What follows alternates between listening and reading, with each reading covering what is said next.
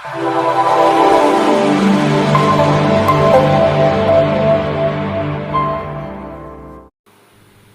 আলাইকুম ভিউয়ার্স, আবার একটি ভিডিও নিয়ে আসলাম আপনাদের মাঝে। আজকে আপনাদের দেখাবো ইয়ামাটো এই কন্ট্রোল বক্সটি আপনারা কীভাবে রিসেট করবেন।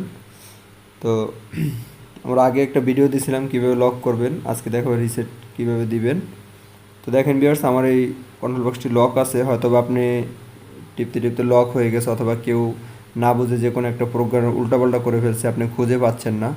তো সেক্ষেত্রে কী করতে হবে, আপনাকে রিসেট দিতে হবে। তো রিসেট দেওয়ার জন্য আপনাকে যে কাজগুলো করতে হবে দেখেন, এস বাটন, এ বি তিনটে বাটন, এস এ বি তিনটে বাটন চাপ দিয়ে এভাবে ধরবেন।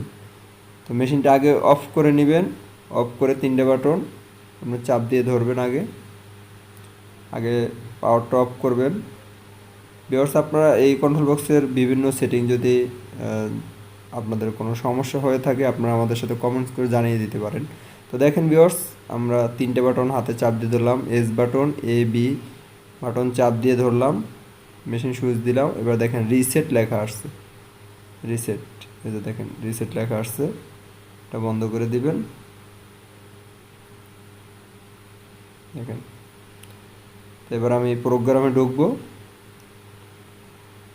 হ্যাঁ, এখানে যে পি বাটন, প্রোগ্রাম ওয়ান আছে আপনার স্পিডে, দেখেন এখানে রিসেট দিলে 5050 স্পিড অটো চলে আসছে। সেই 5050 স্পিড আমি কমিয়ে দেবো, 4000 করে দেবো, আপনার যত মন চায় তত দিতে পারেন। তো ঠিক আছে ভিউয়ার্স, ভালো থাকবেন, আসসালামু আলাইকুম। আর অবশ্যই আমাদের চ্যানেলটি সাবস্ক্রাইব করে আমাদের পাশে থাকবেন। ধন্যবাদ।